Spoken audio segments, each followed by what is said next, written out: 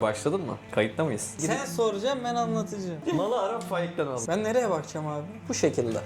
Evet, ben burada tıkandım. Abi bunun mikrofonu kırmızı yanıyor. Bu değirmenin suyu nereden geliyor? Gelelim ona, sonra gelelim. Finalde soralım maliyeti. Peki o zaman sana şunu soruyorum. Soruyorum. Peki o zaman sana şunu sormak istiyorum. Anam. Aklıma geldi. Çükünü koparıp uçan ahtapotu duydun mu? Duymadım. Bir ahtapot türü varmış. Erkeğinin penisi çıkıyor bedenden, gidiyor, dişiyle çiftleşiyor, geri geliyor. Dediğimiz gibi bir uzvu. Uzvu. Penisi. Peki. Kestik. Böyle bir şey konuşuyor. Tamam, sakin miyiz? Joe 2 tüpünden basılmış. Joe 2 değil ama. Joe 2 değil, oksijen Uyudun gitmiş. mu? Ya ne diyeyim? Ne diyeyim? Ya ben burayı alamıyorum. Kafayı yiyeceğim. Peki planlarım vardı. Türker abiyle de olabilir tabii ki. Abi böyle kol kola geçireydik bu ayağımızı. Çevremdeki yakın civarımdaki hobicilerle de çekmek istiyordum. Ev sahipliği yaptın, misafir ettin bizi. Abi tuvalet kağıdı mı, ne yaptın abi?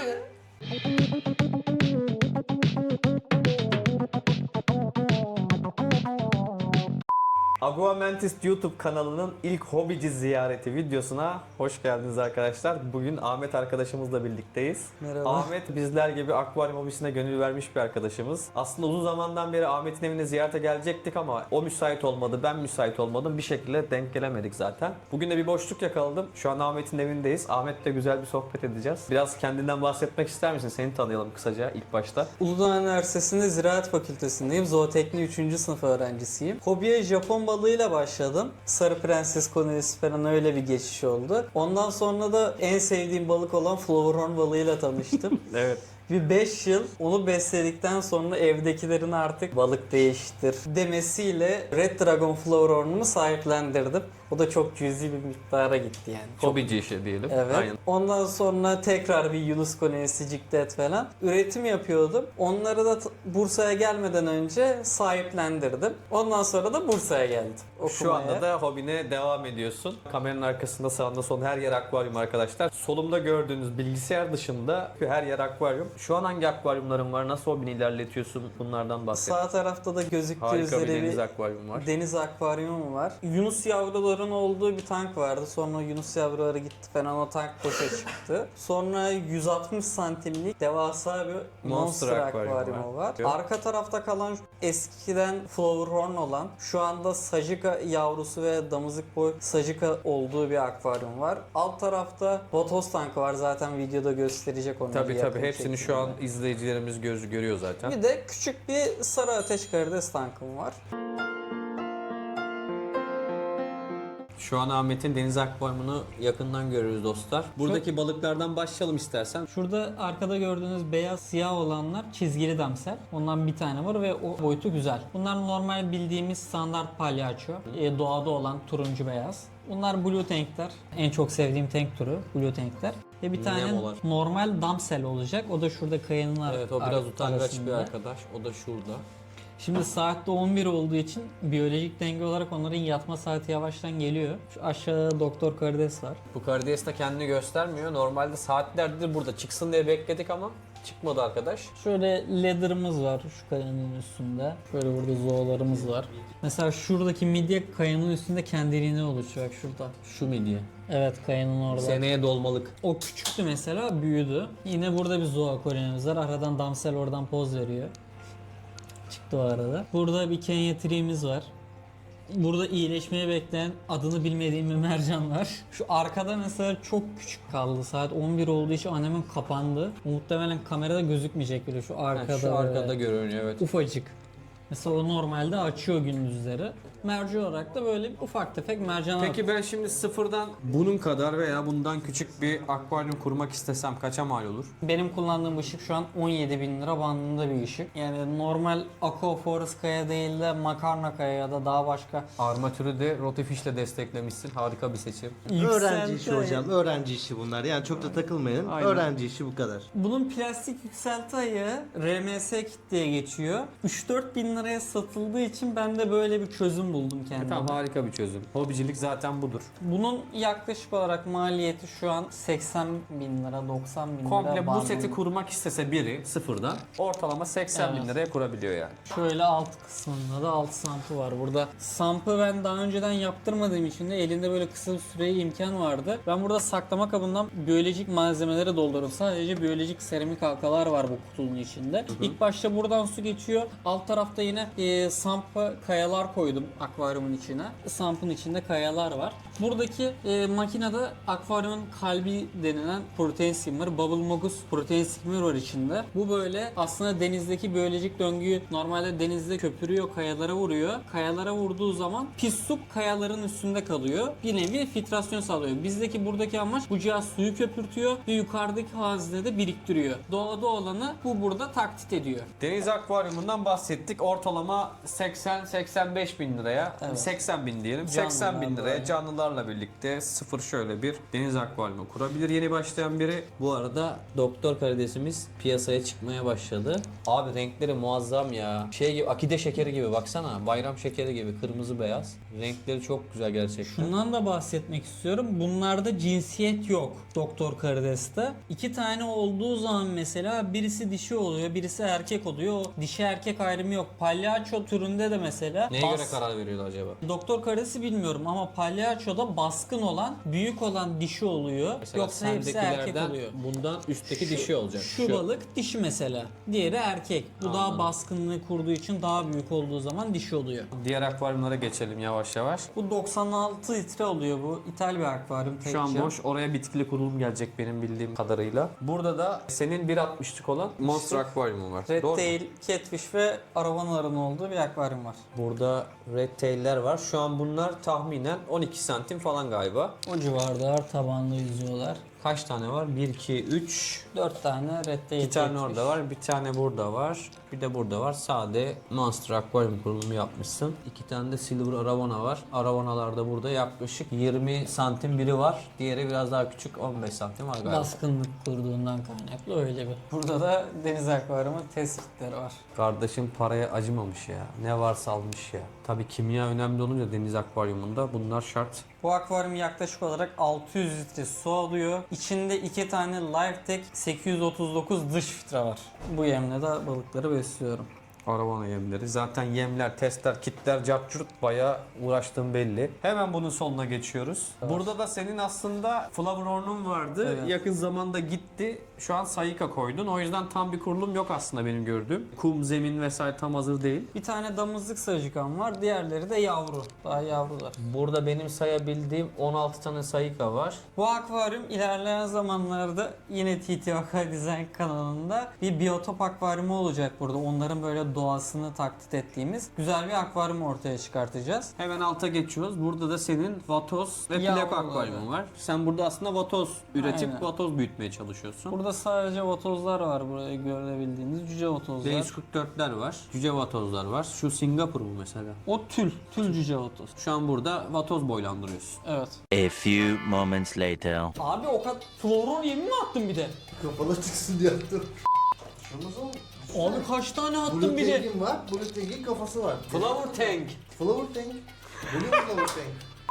Abi o kadar yemin tüketilmesi lazım. Tüketilmezse akvaryum içinden geçer onlar. Patlatırlar Ne var her burada? Ne var burada? Oraya ulaşmayacak ki batmayacak o yemler. Adamın sistemi battı 2 dakikada ya. Şu olmaz, şu olmaz. Tamam. Seni kısaca tanıdık. Ben şimdi hobicilerimiz için ve senin için ilk sorumdan başlayayım, asıl ilk sorumdan. Burası aslında bir öğrenci evi. Ve sen yalnız yaşıyorsun benim bildiğim kadarıyla. Çok büyük akvaryumların var ve birçok akvaryum canlının da aslında pahalı diyebileceğimiz canlı türleri. Peki bu canlıların bakımı, temizliği ve kurulum maliyetleri seni çok zorlamıyor mu? İkincisi de okuldan kalan arta zamanında bunları tam olarak sağlıklı bir şekilde götürebiliyor musun? Nasıl ilerliyor yani süreç, bu hobi süreci senin için? Şöyle birinci sorunu yanıtlayacak olursam bu akvaryumları zaten hepsini ben bir anda almadım. Bunlar böyle aylara yayılmış bir şekilde zamanla oldu mesela. Bu ilk başta Benim 60 santimlik bir deniz akvaryumum vardı. O deniz akvaryumunu böyle ilk başta kurdum. Sonra protein skimmer'ını geliştirdim. Sonra bir yandan karides akvaryumu, bir yandan dedim bir monster akvaryumu olsun. Çünkü büyük akvaryum her zaman olsun istiyordum. Sonra bu 160 santimlik akvaryum falan aldım. Dış filtresine para biriktirdim, öyle aldım. Tabii ailemden istesem verirlerdi. Durumumuz çok şükür var. Ama ben kendim almak istedim. Harika. Bir A101'de bir 5,5 aya kadar çalıştım. Evet. O süreçte aldığım parayı geldim O bunlara, süreci ben biliyorum, o yüzden açtı, onlar bilmiyor çünkü. bunlara para harcadım. Hobi için A101'de çalıştı adam ya. Cefakar, vefakar ve emekçi kardeşim.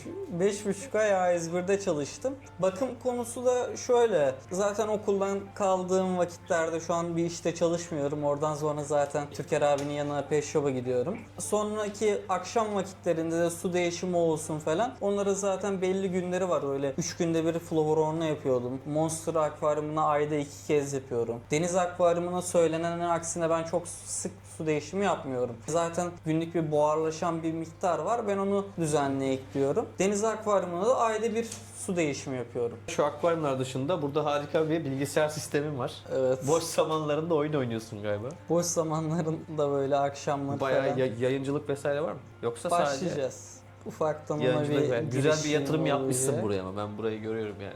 Benim bu kadar montaj ekipmanım, bilgisayarım veya sistemim yok yani. Ahmet bayağı kurmuş. Hatta ileride benim videoyu sana paslayabilirim. Ahmet'e Adobe Premiere montajı öğretmeye çalışıyoruz. O da boş zamanlarında video montajına da başladı. İleride seni kullanırız ya.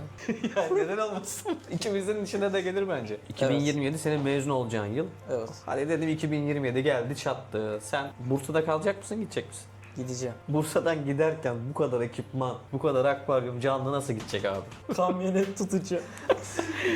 Hobiciler genelde ilan açıp uygun fiyata setlerini, canlıları veriyorlar. Sen böyle bir şey düşünüyor musun? Götürecek misin? Ya şöyle, Yoksa satıp temiz mi gideceksin burada? canlılar gidecek. 160 santimli tamamen götüreceğim. Çünkü almaya büyük kalktığın zaman benim için bayağı emek verdim. A101'de çalışıp falan bunlar bir emekle oluştu. Kesinlikle. Yani bazıları gidecek, bazıları da burada hobici mantığı uygun fiyatlı olarak vereceğim. Canlılar zaten, canlılar gitmez yani. Bazı canlıları versen bile deniz akvaryumundaki canlıları vermezsin herhalde. Deniz çok o şey. Bak vermem. Muhtemelen deniz akvaryumundaki canlıları vermezsin belki, ama diğer canlıları versen de sonra telafi edebileceğin canlılar geneli. Birçok canlı bulunabiliyor artık. Deniz akvaryumundaki canlıları da bulabilirsin ama belki aynı fiyat alamayabilirsin. Şöyle bir sorun var. Deniz akvaryumunu değiştirmek sıkıntı. Bir kumu değiştirmek mümkün değil ya da bir kayayı, tabanı bölmek mümkün olmayan Ha, şeyler. kurulum genel bazda söylüyorsun. Evet, ben yani. çünkü Sonuçta evet. onu oraya götürmem için eğer canlıları da götürmek istiyorsam halihazır orada bir diatomu atlatmış, o süreci görmüş bir akvaryumun İstanbul'da beni bekliyor olması lazım. O da çok zor. O çok detaylı bir şey yani. Orada halihazır bir akvaryumu kursam tamam, sadece canlıları, mercanları falan götürebilirim. O sıkıntı olmaz. Sonuçta 2,5 saatlik bir yol. Deniz akvaryumu muhtemelen projesi kapanacak. Mesela ben deniz akvaryumu merakı olan bir değilim açıkçası. Çünkü deniz akvaryumu biraz... Bu arada Türker abi kameranın arkasında. Demin seninle de konuştuk. Deniz akvaryumu hobisi gerçekten su kimyasını bilmek arkadaşlar. Benim gözüm yemiyor. Yese bile hani benim merakım yok açıkçası. Ben tatlı su akvaryumunda hobimi geliştirmek istiyorum. Çok açığımın olduğu konular var, canlılar var ama onları da zamanla kapatıyoruz bir şekilde. Lafını kesim, sistemi bilmek lazım. Sistemi bilmek lazım, suyu bilmek lazım, canlıları bilmek lazım. Şu an günümüzde bile hobiciler bir pet shop'a gitse hangi canlılarla kombinasyon yapacağını bilmiyor. Kulaktan dolma şeylerle kurulum yapıyor ya. Yani deniz akvaryumunda bunu deneme şansın da yok. Tabii ki deneyebilirsin de yani bunlar çok maliyetli canlılar abi. Canlılar pahalı, dediğin gibi tuzu bile para, suyu bile para. Sonuçta ya ozmoz ya da hazır su kullanman gerekiyor. Her şey maliyet. Bir atımlık kurşunun vardır. Deniz akvaryumunda bence onu deneyemezsin yani. Deniyorsan ya çok zenginsindir ya kafan kırıktır bence yani. Yoksa deniz akvaryumunda öyle bir şey yapmaz. Balıkları bir tık masraflı. Balık konusunda da balık ilk hafta ölmezse deniz akvaryumunda aylarca, yıllarca sıkıntısız bir şekilde yaşayabiliyor. Ama ilk hafta çok kritik bir dönem.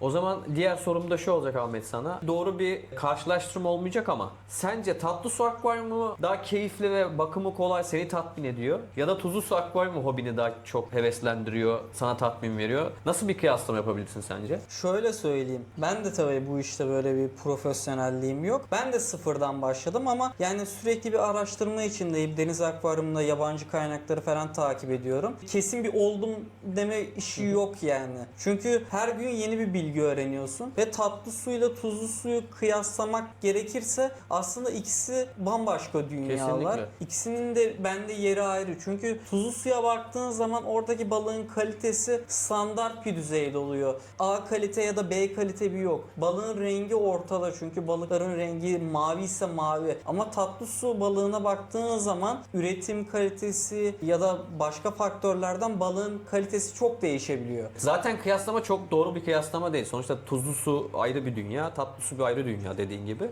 İki hobiden birini seçmen gerekti. Sen tuzlu suyu mu seçersin, tatlı suyu mu seçersin? Neden? Yani yıllardır tatlı su bakıyorum ama ben tuzlu suyu seçerim. Çünkü tuzlu su bambaşka bir şey. Her gün baktığın zaman yeni şeyler keşfediyorsun. Kendisinden deniz yıldızları oluşuyor, karidesler tabanda, hatta midye oluşuyor. Evet, onu Yani gördük. Onu da takipçimiz hemen buraya koyuyorum. Midye de var abi. bunları gözlemlemek bambaşka bir dünya. Çünkü zaten deniz akvaryum 1-2 yıl içinde oturuyor. Ve bundan 10 yıl sonra eğer o akvaryum kuruluysa aynı denizde olduğu gibi bambaşka şeyler görebileceğim. Aslında evinin bir köşesinde resif olacak senin Evet. ilerleyen dönemlerde. Çünkü her geçen gün orada yeni bir yaşam başlıyor. Kayaların altında bir popülasyon, kumun altında bir popülasyon devam ediyor. O yüzden deniz akvaryumunu tercih ederim ben şahsen. Eğer bütçem varsa tabii ki.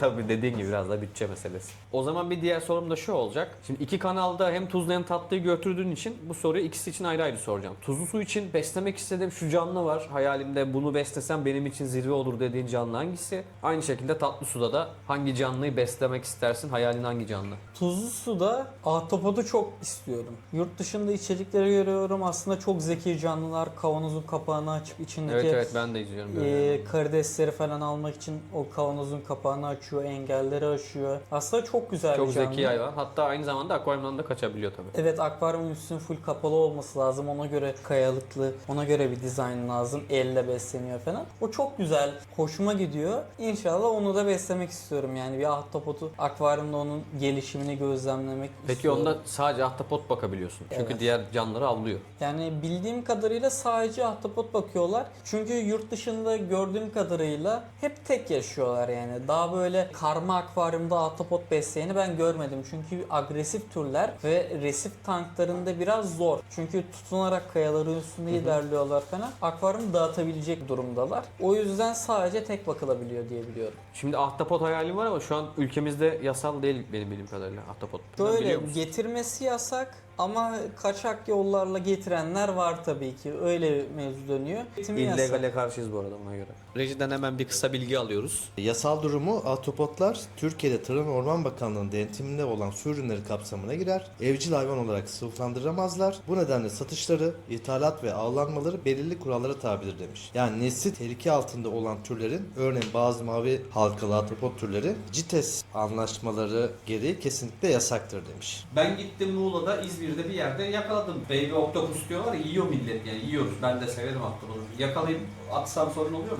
Madde 3'te şöyle belirtti. İzinler ve denetimde ahtapot beslemek için özellikle denizden yakalanmış bir tür ise izin belgeleri veya Tarım ve Orman Bakanlığı'nın onayı gerekebilir demiş. Ticari amaçla sergilemek, örneğin bir akvaryum dükkanı veya sergi ortamında istenirse resmi izin alınmalıdır demiş. Evde o bir amaçla ahtapot beslemek tam anlamıyla yasak değildir. Ancak hem yasal izinler hem de etik sorumluluklar açısından çok dikkatli olmalıdır. Ayrıca türüne göre yasaklı olabilir demiş. Sonuç olarak ne geliyorsunuz ne geliyorsunuz oluyor yani. Diyor ki burada bakmasan daha iyi. Aynen. Asıl soruya geliyorum. Bunu internette, sosyal medyada görmüştüm. Hatta birçok izleyicimiz de görmüştür belki. Bir ahtapot türü varmış. Bu ahtapot türünün erkeğinin penisi çıkıyor bedenden. Normal kalamar gibi yüzüyor abi. Dişi arıyor. Artık feromon, koku, sperm neyse suda ilerliyor. Dişiyi buluyor, çiftleşiyor. Bacağı değil mi?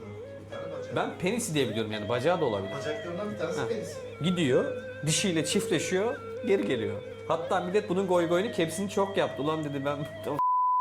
Duydun mu hiç öyle bir şey? Yani ben onu duymadım. Yani aslında dediğimiz gibi bir uzun Uzvu. Uzvu. Uzvu. Çünkü Penisi. düşünsene akvaryumu alıyorsun. Evde çük geziyor. Mantolda ötüne yatağa gelmiş. Sıçtık. Böyle bir şey konuşuyor. Kızardı. Ahtapot hayır abi. Bundan sonraki süreçte tamam. Sakin miyiz? Ne oluyor be? Komşular geldi galiba. Güzel güldük. Güldük, eğlendik. Neyse tamam. Ya tuzlu su akvaryumu için ahtapot dedin hani benim zirvem ya da ileride beslemek istediğim zirvedeki canlı. Tatlı su akvaryumu için ne düşünüyorsun? Yani senin için zirvedeki ya da senin listenin başındaki canlı hangisi? Tatlı su üzerinde stingway'ler var. Evet biliyorum, çok Stingway güzeller abi. O Siyah tozlardan beyazlar falan, renkleri muazzam yani. onlardan beslemek istiyorum ama fiyatı hem biraz tuzlu hem de büyük tanklar istiyorlar. Mesela benim Tonluk büyük akvaryum, akvaryumum 160-60-60 bir akvaryum, yaklaşık 600 üstü. Ama bu hacim bile ona yeterli gelmiyor. Çünkü yükseklikten ziyade bir arka derinlik ve o da bir 80 santim. Aslında bir o canlı derinlik için istiyor. zemin daha büyük bir alan gerekiyor Çünkü yani. zeminde takılıyorlar ve uzunluk olarak da bir 2 metre minimum bir akvaryum uzunluğu olması gerekiyor. Mesela biz hobimizi genelde, ben de dahil birçok hobici de böyle, tatlı su akvaryumunda ürettiğimiz canlıları bir şekilde sahiplendirip hobimizi geliştiriyoruz. Ya da ekonomik katkı sağlayanlar da var. Ne kadar doğru, ne kadar yanlış bu tartışılır ama deniz akvaryumlarında canlı üretilebiliyor mu? Ya da sen ürettin mi? Düşünüyor musun? Böyle bir şey var mı? Yani hobiye bir katkı ya da ek gelir elde etmek isteyenler böyle bir şey yapabilir mi? Kolay mı zor mu? Bilmediğim için sana bir sorayım. Şöyle, deniz akvaryumu konusunda üretilen tabii ki türler var. Mesela palyaço türleri, palyaçoya benzeyen maron türleri diye geçiyor maron sınıfında. Onlar da mesela palyaço gibi aynı şekilde tek eşliler falan. Bunlar üretilebiliyor akvaryum ortamında. Üretenler var. Nasıl 3-4 yaşında önce bazı plakalar eşleşemiyor. Aynı şekilde deniz balıklarında da o şekilde. Çalışmalara ufak bir civara molası. Çalışmalar olanca hızıyla devam ediyor. Kısa bir aradan sonra kaldığımız yerden devam ediyoruz kardeşim. Şimdi demin Endonezya muhabbeti yaptık. Konuyu ben açacaktım. Senin açtığın iyi oldu. Türker abiyle senin bir Endonezya muhabbetin var bu yaz. Onu biliyorum. Bir aksilik olmazsa Ağustos ayında bir Endonezya'ya gideceksiniz. Ağustos ortası, Eylül başı. Buna öyle. sormadan önce şunu sorayım. Türker abi tanımayanlar için TT Aqua Design sayfasının sahibi kendisi. Sağ olsun her zaman arkamda, yanımda duruyor o da. Senin Türker abiyle tanışma hikayen nasıl oldu? Önce bundan kısaca bahset. Sonra Türker abiyle Endonezya maceranın başlama noktası nedir? Kafanızdaki plan program nedir? Ondan bahset. Bursa'ya geldiğim zaman ilk 3 ay bir akvaryum falan almadım. Sonra ben beta balığı araştırmaya başladım. Gittim orada yok, burada yok falan. Sonra Türker abinin dükkana geldim. Beta aldım. Tam çıkıyordum. Arkamdan seslendi, dedi senin yemin var mı? Ve bana yem hediye etti. Tanışma hikayemiz öyle başladı. Harika. Başkası olsa sana akvaryum, fanus, yem ne varsa kakalardı mesela yani. İşte ondan sonra ben bir daha geldim, akvaryum falan aldım. Ondan sonra orada bir sohbetimiz başladı. Buralara geldi. Bu Endonezya'da oraya bir gidebilirsek orada balık pazarlarını göreceğiz. Çünkü oradaki balıkların kalitesi üst düzeyde. Sokakta balık pazarlarında böyle Sarımsak soğan gibi balık satıyor. sarımsak soğan Arovalar, gibi. flavronlar.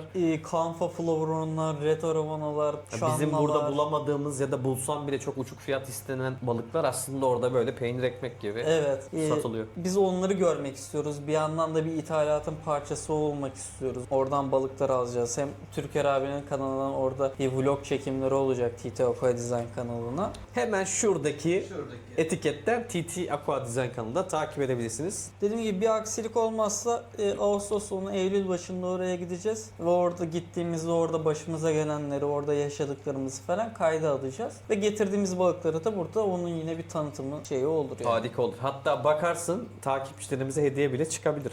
Olabilir. Olabilir. Diyor, Türker orada- abi olur mu?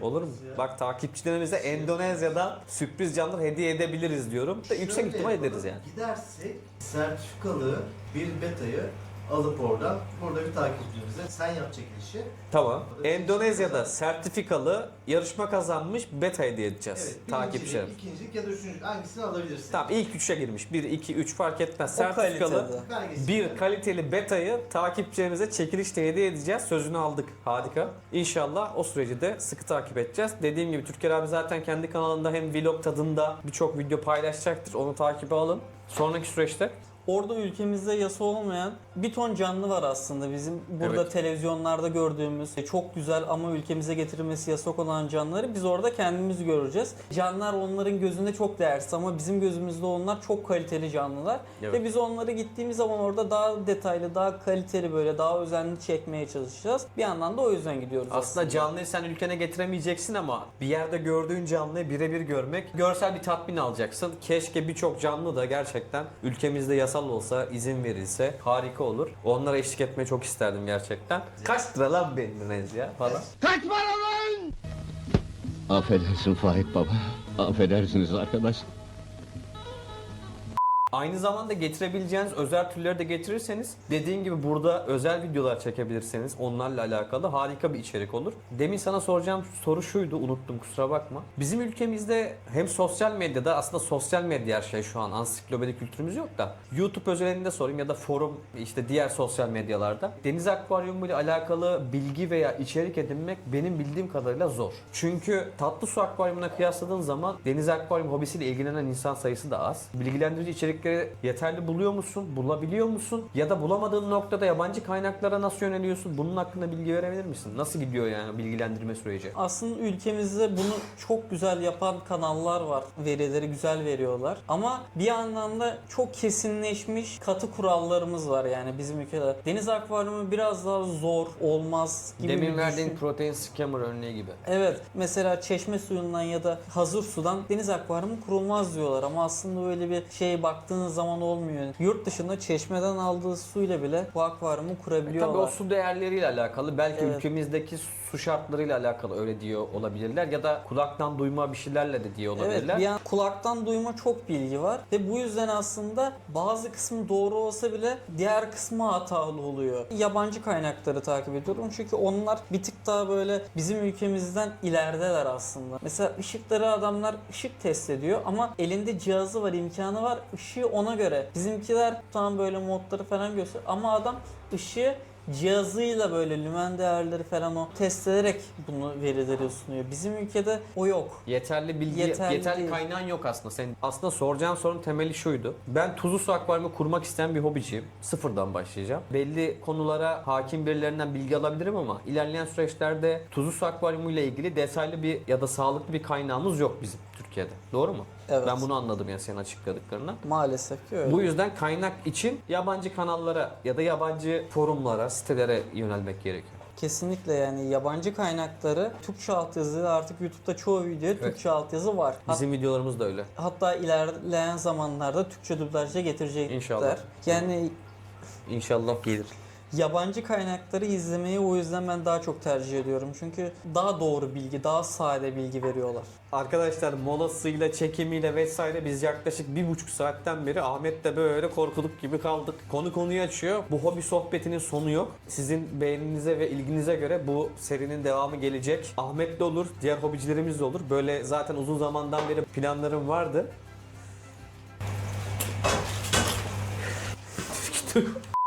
Türker abiyle de olabilir tabii ki. Git de getirdim de. Bu sohbetin sonu yok. Gerçekten konu konuyu açıyor. İnşallah ilerleyen süreçlerde Ahmet'le bu partın ikincisini çekebiliriz. Sizin yorumlardaki talebinize göre. Ya da ilerleyen süreçlerde zaten benim böyle bir planım vardı. Çevremdeki yakın civarındaki hobicilerle de hobici ziyareti yapıp böyle güzel sohbet videoları çekmek istiyordum. Serinin başlangıcı Ahmet de oldu. Ahmet gerçekten teşekkür ederim. Hem bize güzel ev sahipliği yaptın, misafir ettin bizi. Evinde ağırladın. Gerçekten çok teşekkür ederim. İnşallah takipçilerimiz de isterse ikincisini yaparız ilerleyen dönemlerde. Zaten ben çevremdeki hobicileri de böyle zaman zaman gezip hobici sohbeti yapmayı çok istiyordum. Serinin başlangıcını seninle yaptık. İnşallah kanalımıza şans getirirsin. Senin de yolun açık olur. Sana da şans getiririz. Senin söylemek istediğin bir şey varsa takipçilerimize buyur. Kamera sende. Videoyu buraya kadar izlediğiniz için beğeni, like, yorum yapmayı unutmayın. Cepin baba, cepin. Videoyu buraya kadar izlediyseniz videoyu beğenmeyi ve henüz kanalımıza abone değilseniz şu aşağıdaki abone ol butonuna basıp kanala abone olmayı unutmayın dostlar. Bir sonraki videoda görüşmek üzere. Hoşça kalın. Hoşçakalın be. Tamam final buydu işte gayet samimi.